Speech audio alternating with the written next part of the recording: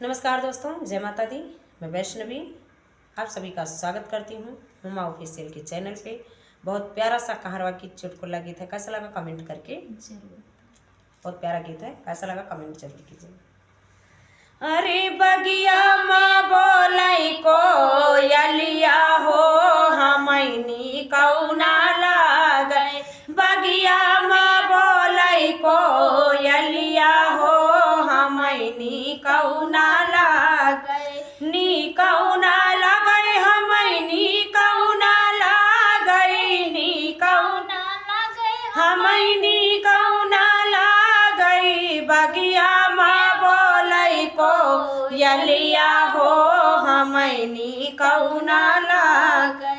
नैहर में नीक लागै मम्मी औ चाची। नैहर में नीक लागै मम्मी औ चाची। ससुरे माँ बैरन जेठनिया हो हमनी कौना लागै। ससुरे में बैरन जेठनिया हो हमनी कौना लागै। हे बगिया माँ बोलै को यलिया हो हमनी कौना लागै। बगिया माँ बोलै को यलिया हो हमनी कौना लागै। नैहर में नीक लागै भैया औ भाभी।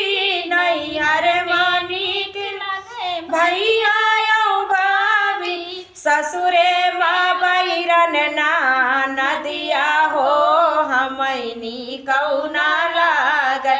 ससुरे माँ बैरन नदिया हो हमनी कौना लागै।